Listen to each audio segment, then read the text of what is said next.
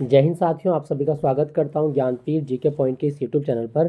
दोस्तों आइए शुरू करते हैं स्टैटिक जीके का एक और नया मॉक टेस्ट। 20 प्रश्नों का अभ्यास मैं आपको कराऊंगा स्टैटिक जीके के। अभी तक आपने चैनल को सब्सक्राइब नहीं किया तो सब्सक्राइब कर लीजिएगा। और ये जो मॉक टेस्ट है वो आपके आने वाले सभी एग्जाम, चाहे आप यूपी पुलिस का एग्जाम दे रहे हो, चाहे आप यूपीएसआई का देने वाले हो, एसएससी लेवल का कोई एग्जाम हो, या किसी और अन्य परीक्षा की आप तैयारी कर रहे हैं रेलवे वगैरह की, तो सबके लिए बहुत हेल्पफुल होगा। तो चलिए शुरू करते हैं आज का मॉक टेस्ट। पहला प्रश्न आपकी स्क्रीन पर क्या कहा गया है। पहला प्रश्न, नेसेट किस देश की संसद का नाम है। दोस्तों हमको बताना है नेसेट के बारे में। आपके ऑप्शन है इजराइल, रूस, ईरान या भूटान। सही जवाब क्या होगा आपका? ऑप्शन ए, इजराइल की संसद को नेसेट कहा जाता है। इजराइल की संसद नेसेट। दोस्तों इजराइल के बारे में बात करूं तो एशिया महाद्वीप का देश है इजराइल। और इजराइल जो है ना, ये भूमध्य सागर के पूर्वी तट पर है। तो ये जरूर याद रखना कि इजराइल जो है वो कहाँ पर स्थित है, तो भूमध्य सागर के पूर्वी तट पर ये बसा हुआ है। तो ये जरूर याद रखिएगा। और इजराइल की राजधानी क्या है? वो है यरूशलेम। और इजराइल की मुद्रा बहुत पूछता है आपके एग्जाम, वो है शकल। तो इजराइल की मुद्रा शकल कहलाती है। ठीक है, ये आप जरूर याद रखना। दोस्तों क्या आपको पता है कि इजराइल में कौन सा मरुस्थल है? तो मैं आपको बता देता हूँ। एक शुष्क मरुस्थल का नाम नगेव। तो नगेव मरुस्थल ये किस देश में है? जवाब होगा आपका इजराइल में नगेव मरुस्थल। और इजराइल की सबसे लंबी नदी है जॉर्डन नदी। तो ये भी आप याद रखना, जॉर्डन नदी किस देश में बहती है? तो इजराइल में बहती है। ठीक है दोस्तों, आप याद रखिएगा। नेसेट किस देश की संसद है? इजराइल की। एक और इंटरेस्टिंग चीज़ मैं आपको बता देता हूँ। इजराइल की ना एक खुफिया एजेंसी है जिसका नाम है मोसाद। ये बहुत एडवांस खुफिया एजेंसी मानी जाती है दुनिया की। तो ये भी आप याद रखना, मोसाद किस देश की खुफिया एजेंसी है? जवाब होगा इजराइल की। और इजराइल में जो 70 से 75 जो पॉपुलेशन है वो कौन से धर्म को मानती है? यहूदी। तो इजराइल में यहूदी धर्म को मानने वाले लोग ज़्यादा हैं। लगभग 70 से 75% आबादी वो यहूदी धर्म को मानती है। ठीक है, आप याद रखिएगा। इजराइल की संसद को नेसेट कहा जाता है। दोस्तों यहाँ पे है रूस। रूस की संसद को क्या बोलते हैं? तो डायट बोलते हैं, डायट। रूस की संसद को डायट। और ईरान की संसद को मजलिस कहा जाता है, मजलिस। तो ये भी आप याद रखना, मजलिस कहा जाता है। क्लियर। चलिए अगले प्रश्न की ओर। क्या कहा गया? वियतनाम की राजधानी क्या है? आपके ऑप्शन है होची मिन, हनोई, बैंकॉक या नोमपेन। सही जवाब क्या होगा आपका? दोस्तों वियतनाम की राजधानी आपकी हनोई। ऑप्शन बी आपका सही जवाब है, हनोई। दोस्तों वियतनाम एशिया महाद्वीप का एक देश है। और मैं आपको बता दूं इसकी भौगोलिक आकृति अंग्रेजी के एस अक्षर के समान मानी जाती है। तो ये जरूर याद रखना कि एशिया महाद्वीप का कौन सा देश है जिसका भौगोलिक आकार अंग्रेजी वर्णमाला के एस अक्षर के समान है? तो आपका जवाब होगा वियतनाम। वियतनाम के बारे में बता दूं, वियतनाम की मुद्रा बहुत पूछता है एग्जाम में, डोंग। तो डोंग मुद्रा है वियतनाम की, ये भी आप याद रखें। वियतनाम के उत्तर में ना एक नदी बहती है। ये मान लो वियतनाम है, ये इस तरह से मानो ये वियतनाम है आपका। ठीक है, और इसके उत्तर में एक नदी है लाल नदी। तो रेड रिवर किस देश में बहती है? आंसर होगा आपका वियतनाम में। और दक्षिण में कौन सी नदी है? तो वो है मेकांग नदी। तो ये जरूर याद रखना, मेकांग नदी किस देश में अपना डेल्टा बनाती है? तो आंसर होगा वियतनाम। तो इसके उत्तर में हो गई लाल नदी और दक्षिण में हो गई मेकांग नदी। तो दोनों आप याद रखना। और इन दोनों नदियों के बीच का जो क्षेत्र है, यानी कि लाल नदी और मेकांग नदी के बीच का क्षेत्र, ये वियतनाम में कृषि समृद्ध क्षेत्र माना जाता है। तो ये जरूर याद रखिएगा, आपसे पूछ सकता है क्वेश्चन। ऐसे भी बनाएगा कि वियतनाम के दक्षिण में कौन सी नदी अपना डेल्टा बनाती है? आंसर होगा मेकांग नदी वियतनाम के दक्षिण में अपना डेल्टा बनाती है। क्लियर दोस्तों, याद रखिएगा। और मैं आपको बता दूं वियतनाम की सबसे ऊंची चोटी का नाम है फांसीपान।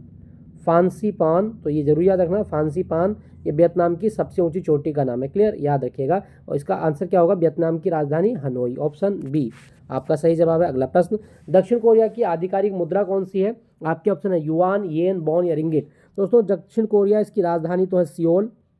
सियोल। ठीक है, ये आप याद रखिएगा। और इसकी जो मुद्रा है वो है बॉन। ऑप्शन सी आपका सही जवाब है, बॉन कहलाती है इसकी मुद्रा। ठीक है दोस्तों। दोस्तों मैं आपको बता दूं, देखो ये है आपका ऊपर का उत्तर कोरिया और ये है आपका दक्षिण कोरिया। तो उत्तर कोरिया और दक्षिण कोरिया के बीच में कौन सी सीमा रेखा है? तो आपका आंसर क्या होगा? वो है आपकी 38वीं समानांतर रेखा। तो ये जरूर याद रखना कि 38वीं पैरेलल जो लाइन है वो कौन से दो देशों के बीच है? आंसर होगा आपका उत्तर कोरिया और दक्षिण कोरिया। क्लियर, याद रखिएगा, आपसे पूछ सकता है। और मैं आपको ये भी बता दूं कि जो उत्तर कोरिया है, उत्तर कोरिया, ठीक है, उसकी मुद्रा भी बोनी है। दोनों में बोन चलती है लेकिन दोनों अलग अलग तरीके के। जैसे पाकिस्तान में भी रुपया चलता है, भारत में भी रुपया चलता है, लेकिन दोनों की मुद्रा में डिफरेंस होता है। तो ये आप याद रखिएगा। दक्षिण कोरिया की मुद्रा पूछी गई थी, बोन आपका आंसर होगा। दोस्तों यहाँ पे लिखा गया युआन। युआन चीन की मुद्रा का नाम है, तो ये भी आप याद रखना। जापान की मुद्रा येन कहलाती है। रिंगित बहुत फेमस है, अभी मोदी जी भाग गए थे इस देश में जब संसद का सत्र चल रहा था। तो ये है वो है आपकी मलेशिया।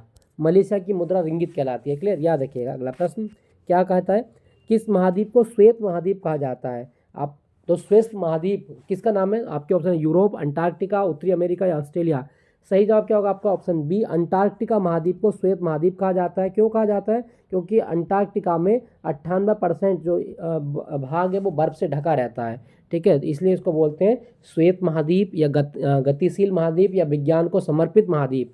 ठीक है दोस्तों, याद रखिएगा। दोस्तों क्या आप मुझे बता सकते हैं कि अंटार्कटिका में कोई ज्वालामुखी है? हाँ, तो मैं आपको बता दूं, अंटार्कटिका में जो ज्वालामुखी है वो है अरेवस। तो एरेवस ज्वालामुखी, और ये सक्रिय ज्वालामुखी है, ये भी आप याद रखना। ये सक्रिय ज्वालामुखी है और ये अंटार्कटिका में है। अंटार्कटिका की सबसे ऊंची चोटी का नाम क्या है? बिन्सन मैसिफ। बिन्सन मैसिफ अंटार्कटिका की सबसे ऊंची चोटी है, तो ये जरूर याद रखिएगा, आपसे पूछ सकता है। क्लियर दोस्तों, आप याद रखेंगे श्वेत महाद्वीप अंटार्कटिका महाद्वीप को कहा जाता है। अगला प्रश्न, भारत में इंटरपोल के लिए नेशनल सेंट्रल ब्यूरो के रूप में कौन सी एजेंसी कार्य करती है? दोस्तों जो काम इंटरपोल करता है वो भारत में कौन करती है? आपका आंसर होगा ऑप्शन बी, सीबीआई करती है। सीबीआई, ठीक है, सीबीआई भारत के पेंशन एवं लोक शिकायत कार्मिक मंत्रालय के अधीन कार्य करती है, ये जरूर याद रखना। इंटरपोल की बात करूँ तो इसका मुख्यालय आपका लियोन में है, और लियोन जो सिटी है ना, ये फ्रांस की सिटी है, फ्रांस। ठीक है, ये आप याद रखिएगा, फ्रांस का एक शहर है लियोन। तो ये सीबीआई का आंसर होगा। अगला प्रश्न क्या कहा गया, भारत का कौन सा राज्य तीन तरफ से बांग्लादेश से घिरा हुआ है? दोस्तों भारत का कौन सा राज्य? आपके ऑप्शन है मेघालय, पश्चिम बंगाल, त्रिपुरा या मिजोरम। आपका आंसर क्या होगा? त्रिपुरा भारत का एक ऐसा राज्य है जो तीनों तरफ से बांग्लादेश से घिरा है। ठीक है दोस्तों, त्रिपुरा। त्रिपुरा भारत का राज्य कब बना था? तो 21 जनवरी 1972 को भारत का राज्य बना त्रिपुरा, ये जरूर आप याद रखिएगा। त्रिपुरा के बारे में बता दूं, इसका एक बड़ा फेमस त्यौहार है खर्ची पूजा। खर्ची पूजा, इसमें 14 देवी देवताओं की पूजा होती है, तो ये जरूर याद रखिएगा। और त्रिपुरा का एक डांस बहुत आपके एग्जाम में आता है, होजागिरी। रियांग जनजाति के लोग इसको करते हैं, तो होजागिरी डांस ये बड़ा फेमस डांस है, ये आप याद रखिएगा, आपसे पूछ सकता है। दोस्तों क्या आपको पता है कि त्रिपुरा में कोई नेशनल पार्क है? हाँ, तो आप याद रखना, राजवरी। राजवरी नेशनल पार्क ये त्रिपुरा में है। ठीक है, राजवरी नेशनल पार्क त्रिपुरा। और एक आपका clouded leopard, clouded leopard national park, तो ये भी आपका त्रिपुरा में है। ठीक है, ये आप याद है, clouded leopard national park Tripura. Clear, याद रखेंगे दोस्तों। यहाँ पे लिखा गया आपका पश्चिम बंगाल। पश्चिम बंगाल भारत का एक ऐसा राज्य है जो बांग्लादेश के साथ सबसे लंबी सीमा बनाता है, ये भी आप याद रखें। और मैं आपको बता दूं, इसकी सबसे ऊंची चोटी का नाम क्या है? माउंट संगदकफू। ये काफ़ी एक बार एग्जाम में पूछ चुका है एग्जामिनर। संगदकफू कहाँ की चोटी है? तो पश्चिम बंगाल की है। और पश्चिम बंगाल का एक डांस बड़ा फेमस है, धुनुची। तो धुनुची डांस कहाँ होता है? तो पश्चिम बंगाल में होता है, ये जरूर याद रखिएगा। यहाँ पर लिखा गया आपका मेघालय। मेघालय का डांस है आपका वांगला। वांगला एक त्यौहार का नाम भी है, तो ये जरूर याद रखना। और दूसरा है लाहो, तो लाहो डांस है, बांग्ला त्यौहार है मेघालय का। मिजोरम का एक डांस आप याद रखना, चेराम। चेराम डांस, इसको बैम्बू डांस भी कहा जाता है। क्लियर, याद रखिएगा। हमसे पूछा गया था तीन तरफ से बांग्लादेश से घिरा राज्य, आंसर होगा आपका ऑप्शन सी, त्रिपुरा है। अगला प्रश्न, विश्व मानव अधिकार दिवस कब मनाया जाता है? आपके ऑप्शन 2 अक्टूबर, 10 दिसंबर, 14 नवंबर या 10 जुलाई। दोस्तों मैं आपको बता दूं, 10 दिसंबर 1948 को पेरिस शहर में, पेरिस में, ठीक है, संयुक्त राष्ट्र महासभा द्वारा सार्वभौमिक मानव अधिकारों की घोषणा की गई थी, और इसीलिए 10 दिसंबर को मनाते हैं विश्व मानवाधिकार दिवस। ऑप्शन बी आपका सही जवाब है। ठीक है, और मैं आपको ये भी बताना चाहूँगा दोस्तों, लंदन में ना एक संस्था है एमनेस्टी इंटरनेशनल। एमनेस्टी इंटरनेशनल, ये लंदन की एक संस्था है, और ये दुनिया में मानव अधिकारों के लिए कार्य करती है, मानव अधिकारों के हितों के लिए कार्य करती है, जरूर याद रखना, एमनेस्टी इंटरनेशनल। और मैं आपको बता दूं, एशियाई मानवाधिकार परिषद, एशियाई ह्यूमन राइट काउंसिल, और ये हांगकांग में है। तो ये भी आप याद रखना कि एशियाई मानवाधिकार परिषद का मुख्यालय कहाँ पर है? हांगकांग। हमसे पूछा गया था मानवाधिकार दिवस, 10 दिसंबर आपका आंसर है। अगला प्रश्न, कुम्मी किस राज्य का लोक नृत्य है? दोस्तों कुम्मी की बात करूँ तो ये महिलाओं द्वारा किया जाता है, और इसमें तालियां बजाकर घेरे में महिलाएं ये नृत्य करती हैं, आंसर होगा ऑप्शन बी, तमिलनाडु का लोक नृत्य कुम्मी। ठीक है, कुम्मी तमिलनाडु का। करगट्टम भी बहुत आता है तमिलनाडु का, ये भी आप याद रखें। भरतनाट्यम एक क्लासिकल डांस है यहाँ का, ये भी आप याद रखेगा। ठीक है, ये पूछ लेता है आपके एग्जाम में। तमिलनाडु का नया साल क्या कहलाता है? तो तमिल नंबर्स को पुथांडु कहा जाता है, पुथांडु, ये जरूर याद रखिएगा, आपसे पूछ सकता है। दोस्तों मैं आपको बताना चाहूँगा कि तमिलनाडु का एक बड़ा फेमस त्यौहार है पोंगल। पोंगल 4 दिन तक मनाया जाता है, तो ये भी आप याद रखिएगा। और पोंगल के अवसर पर एक पारंपरिक खेल आयोजित होता है, जल्लीकट्टू। इसमें सांडों को कंट्रोल किया जाता है, तो ये आप याद रखना, तमिलनाडु का दोनों ये त्यौहार और खेल है, तो यह भी आप याद रखेंगे। तो कुम्भी हमसे पूछा गया था। यहाँ पे लिखा गया कर्नाटक। कर्नाटक का एक डांस है यक्षगान। ढोलू कुनीथा बहुत आता है आपके एग्जाम में, ढोलू कुनीथा, ये भी आपको याद रखना है, ढोलू कुनीथा। उम्मम आर्ट बहुत पूछता है आपके एग्जाम में, उम्मम आर्ट, ठीक है। तो ये भी आपका कर्नाटक का बीरागा से बहुत आता है, कर्नाटक का बीरागा से, ठीक है। ढोलू कुनिता बीरागा से, उमम आर्ट, वायलता बहुत पूछता है, वायलता, तो ये भी आप याद रखना, ये भी कर्नाटक का डांस है, क्लियर, याद रखेंगे। दोस्तों यहाँ पे लिखा गया आपका केरल, केरल का एक लोक नृत्य बता देता हूँ आपका, थय्यम, थय्यम, और दूसरा थुलाल, थय्यम, थुलाल, और एक और आप याद रखिएगा पुलिकली, पुलिकली। तो ये सारे केरल के लोक नृत्य हैं, ठीक, क्लियर, याद रखिएगा। तो हमसे पूछा था कुम्मी कहाँ का लोक नृत्य, आंसर होगा ऑप्शन बी, तमिलनाडु का लोक नृत्य कुम्मी। अगला प्रश्न, छठ पूजा मुख्य रूप से किस राज्य का त्यौहार है। दोस्तों छठ पूजा की बात करूं तो ये दीपावली के 6 दिन बाद, 6 दिन बाद होता है, इसलिए इसको छठ बोलते हैं। तो ये बिहार में होता है, और ये बिहार में कार्तिक माह में होता है, हिंदी कैलेंडर के कार्तिक माह में मनाया जाता है। कार्तिक माह का पड़ेगा आई थिंक अक्टूबर से नवंबर के बीच में ये आता है, ठीक है, अक्टूबर से नवंबर। तो छठ पूजा, इसमें भगवान सूर्य की पूजा होती है, तो ये दीपावली के 6 दिन बाद होता है छठ पूजा, और बिहार का सबसे फेमस त्यौहार है, आप याद रखिएगा। दोस्तों क्या आपको पता है कि बिहार में एशिया का सबसे बड़ा पशु मेला लगता है। तो मैं आपको बता दूं, सोनपुर, सोनपुर पशु मेला, ये दुनिया का सबसे बड़ा पशु मेला है एशिया का, ठीक है, ये जरूरी है ना। और ये बिहार के सारंग जिले में लगता है, गंगा और गंडक नदी के संगम पर, ठीक है, ये जरूर याद रखिएगा, आपसे पूछ सकता है। और बिहार की बात करूँ तो बिहार में ना एक टाइगर रिजर्व है, वाल्मीकि टाइगर रिजर्व। तो वाल्मीकि टाइगर रिजर्व ये पश्चिमी चंपारण जिले में है, पश्चिमी चंपारण जिले में, क्लियर, याद रखिएगा, आपसे पूछ सकता है। अगला प्रश्न, क्या कहा गया, भारत और चीन के बीच की सीमा रेखा को क्या कहा जाता है। तो दोस्तों भारत और चीन के बीच की सीमा रेखा को कहा गया है मैकमोहन रेखा, ऑप्शन बी आपका सही जवाब है, मैकमोहन रेखा। और दोस्तों मैं आपको बता दूं कि भारत और चीन के बीच पंचशील समझौता भी हुआ था। पंचशील समझौता कब हुआ, 1954 में भारत और चीन के बीच पंचशील समझौता होता है, तो ये आप याद रखिएगा, आपसे पूछ सकता है। और मैं आपको ये भी बता दूं, भारत और चीन की सीमा रेखा क्या कहलाती है, एलएसी भी कहलाती है, line of actual control. LAC Bharat चीन और एलओसी भारत पाकिस्तान, ये भी आप याद रखिएगा। तो भारत चीन के बीच मैकमोहन रेखा है, आप याद रखिएगा। दोस्तों यहाँ पे लिखा गया red Cliff, red Cliff Bharat और पाकिस्तान के बीच स्थित है, भारत और पाकिस्तान। डूरन पाकिस्तान और अफगानिस्तान के बीच है, पाकिस्तान और अफगानिस्तान, तो ये भी आप याद रखना, आपसे पूछ सकता है। 49वीं समानांतर रेखा तो अमेरिका और कनाडा के बीच है, ये भी आप याद रखना, अमेरिका और कनाडा, क्लियर। तो भारत चीन के बीच मैकमोहन रेखा। अगला प्रश्न, अंतर्राष्ट्रीय समुद्री संगठन का मुख्यालय किस शहर में है। दोस्तों आईएमओ इसको कहा जाता है, इंटरनेशनल मैरीटाइम ऑर्गेनाइजेशन। इसका मुख्यालय में बताना है कहाँ पर है, आपके ऑप्शन है नई दिल्ली, ढाका, लंदन या सिंगापुर। सही जवाब क्या होगा, अंतर्राष्ट्रीय समुद्री संगठन, ये आपका लंदन में है, ऑप्शन सी आपका सही जवाब है, लंदन। लंदन में ना मैं आपको बता दूं, अंतर्राष्ट्रीय टेनिस महासंघ का मुख्यालय भी है, और दूसरा कॉमनवेल्थ देशों का मुख्यालय भी लंदन में है, कॉमनवेल्थ देश लंदन, क्लियर, याद रखिएगा। लंदन में कौन सी नदी बहती है, तो टेम्स नदी यहाँ बहती है, तो काफ़ी फेमस नदी है लंदन में, तो ये भी आप याद रखना। दोस्तों यहाँ पे लिखा गया आपका ढाका, ढाका में ना बिम्स्टेक का मुख्यालय है, बिम्स्टेक, बिम्स्टेक एक संगठन है जिसको bay of Bengal initiative multi sectoral technical education corporation कहा जाता है। तो बिम्स्टेक का मुख्यालय आपका ढाका में है, हमसे पूछा गया था अंतर्राष्ट्रीय समुद्री संगठन, आंसर होगा लंदन, तो ये आप याद रखिएगा। अगला प्रश्न, क्या कहा गया, चिली, चिली की राजधानी का नाम क्या है। दोस्तों चिली दक्षिण अमेरिका महाद्वीप का एक देश है, आपके ऑप्शन है टोरंटो, ओटावा, सेंटियागो या मॉन्ट्रियल। सही जवाब होगा आपका ऑप्शन सी, चिली की राजधानी सेंटियागो है, ठीक है, आप याद रखिएगा। दोस्तों चिली में ना एक सब बड़ा फेमस मरुस्थल है, इसका नाम आटाकामा। तो आटाकामा डेजर्ट या आटाकामा मरुस्थल ये कहाँ पर है, आंसर होगा चिली में है, ये जरूर याद रखना। चिली, यहाँ पे एंडीज पर्वतमाला का विस्तार देखा जाता है, तो एंडीज पर्वत चिली में फैला हुआ है, ये भी आप याद रखना।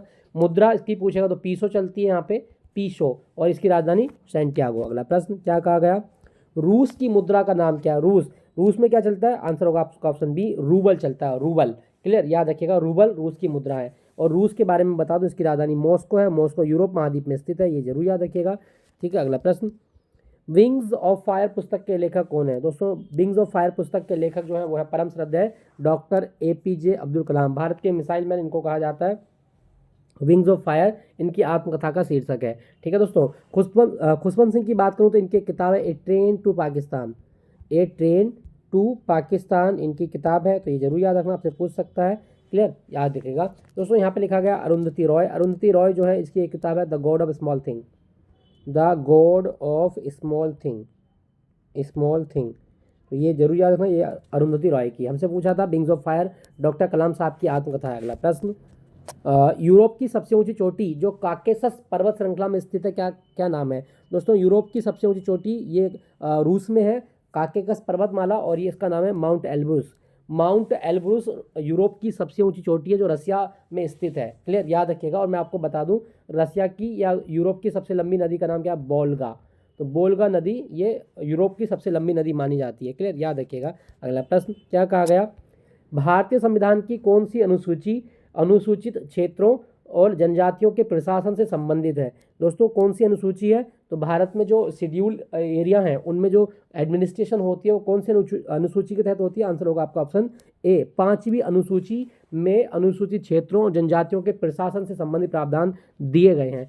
6ठी अनुसूची की बात करूं तो असम, त्रिपुरा, मेघालय और मिजोरम, इन 4 राज्यों पर 6ठी अनुसूची में दिए गए प्रावधान लागू होते हैं। दोबारा आप इसको याद रखें, असम, त्रिपुरा, मेघालय और मिजोरम। क्लियर, याद रखिएगा। 6ठी अनुसूची हमसे पूछा गया था जो शेड्यूल एरिया है उनमें जो एडमिनिस्ट्रेशन होता है वो कौन सी अनुसूची के आधार पर होता है? 5वीं अनुसूची आपका आंसर होगा। अगला प्रश्न, कोपिली जल विद्युत परियोजना किस राज्य में है? दोस्तों कोपिली की बात करूं तो ये आपके ऑप्शन है असम, मेघालय, सिक्किम या तेलंगाना। आंसर होगा आपका ऑप्शन ए, असम में है कोपिली जल विद्युत परियोजना। असम का एक डांस बड़ा फेमस है आजकल, वो है बुगरुम्बा। तो बुगरुम्बा लोक नृत्य कहाँ का है? तो असम का है। ये आप याद रखें। बिहू आप ऑलरेडी जानते हैं। कली गोपाल आप याद रखना, कली गोपाल कहाँ का है? तो असम का ही डांस है कली गोपाल। तो कोपिली जो जल विद्युत परियोजना है वो आपका असम में है। अगला प्रश्न क्या कहा गया? इप्सम किस धातु का अयस्क है? दोस्तों इप्सम आपके ऑप्शन है जिंक, कैल्शियम, मैग्नीशियम या सोडियम। तो इप्सम साल्ट जो होता है ना मैग्नीशियम में होता है। ऑप्शन सी आपका सही जवाब है, मैग्नीशियम, इप्सम जो है। ठीक है। सोडियम की बात करूं तो आवर्त सारणी में ये 13 नंबर पे है और इसका संकेत होता है Na। नेट्रियम इसको कहा जाता है। ठीक है, आप याद रखना। जिंक का एक अयस्क है कैलेमाइन। तो कैलेमाइन किस धातु का अयस्क है? तो जिंक का अयस्क है। क्लियर, याद रखना। अगला प्रश्न क्या कहा गया? भारतीय संविधान का कौन सा अनुच्छेद धन विधेयक को परिभाषित करता है? दोस्तों धन विधेयक को कौन सा अनुच्छेद परिभाषित करता है? आपके ऑप्शन है अनुच्छेद 117, अनुच्छेद 112, अनुच्छेद 110 या अनुच्छेद 127 है। अनुच्छेद 127 आंसर क्या होगा? भारतीय संविधान का अनुच्छेद 110 ये धन विधेयक को परिभाषित करता है। ठीक है दोस्तों, धन विधेयक के बारे में मैं बात करूं तो सरकार अपनी आय और व्यय के लिए जो विधेयक लेके आती है वो धन विधेयक होता है। धन विधेयक केवल और केवल लोकसभा में पेश किया जाता है, लोकसभा में, केवल लोकसभा में। ठीक है, और किसकी पूर्व सहमति से? आंसर होगा राष्ट्रपति की पूर्व सहमति से ये आता है, ये भी आप याद रखना। और एक विधेयक को धन विधेयक के रूप में अंतिम रूप से वेरीफाई कौन करता है? तो वह लोकसभा का स्पीकर। ये भी आप याद रखना। राज्यसभा 14 दिन तक धन विधेयक को अपने पास रोक सकती है। अगर 14 दिन तक उसने नहीं लौटाया लोकसभा को तो इसको ये पारित मान लिया जाता है। तो 14 दिन के लिए राज्यसभा रख सकती है और इसमें ज़्यादा पावर लोकसभा की होती है। तो धन विधेयक जो है ना वो सरकार की आय और व्यय से संबंधित एक विधेयक होता है जो केवल लोकसभा में आता है। ठीक है, सबसे ज़्यादा पावर लोकसभा के पास है। तो ये आप याद रखना, आपसे पूछ सकता है। क्या आपको पता है कि भारतीय संविधान को हिंदी भाषा में किसने लिखा? वसंत कृष्ण वैद वो व्यक्ति है जिसने भारतीय संविधान को हिंदी भाषा में लिखा है। क्लियर, याद रखिएगा। अगला प्रश्न क्या कहा गया? निम्नलिखित में से कौन सा बौद्ध ग्रंथ है जिसमें बुद्ध के पूर्व जन्मों की कहानी संकलित है? दोस्तों बुद्ध के पूर्व जन्मों की कहानी जातक कथा में संकलित है। ऑप्शन ए आपका सही जवाब है, जातक कथा। क्लियर दोस्तों, याद रखना। दोस्तों गौतम बुद्ध के बचपन का नाम क्या है? सिद्धार्थ है, सिद्धार्थ, ये भी आप याद रखना। और इनके गुरु का नाम है अलार कलाम। गौतम बुद्ध के गुरु का नाम है अलार कलाम। और मैं आपको बता दूं गौतम बुद्ध को किस नदी के तट पर ज्ञान की प्राप्ति हुई थी? तो निरंजना नदी बोध गया में है। ठीक है, निरंजन नदी का एक नाम और भी है फाल्गु। तो गौतम बुद्ध को निरंजना या फाल्गु नदी के तट पर पीपल के वृक्ष के नीचे ज्ञान की प्राप्ति हुई थी। और ज्ञान प्राप्ति के बाद ये जो सिद्धार्थ थे वो गौतम बुद्ध के नाम से जाने गए थे और इनका नाम तथागत भी हुआ था, तथागत। ठीक है, याद रखिएगा। गौतम बुद्ध, इनको लाइट ऑफ एशिया कहा जाता है। तो ये भी आप याद रखिएगा। तो दोस्तों ये था आज का मॉक टेस्ट। 20 प्रश्नों का मैंने अभ्यास कराया और लगभग 20 मिनट की क्लास है। लेकिन 20 प्रश्नों के अलावा जो एक्स्ट्रा चीज़ें मैंने आपको बताई हैं वो सब नोट कीजिएगा। फिर मुलाकात होगी आपसे नए मॉक टेस्ट के साथ में। थैंक यू फॉर वॉचिंग ज्ञानप्रीत जी के पॉइंट।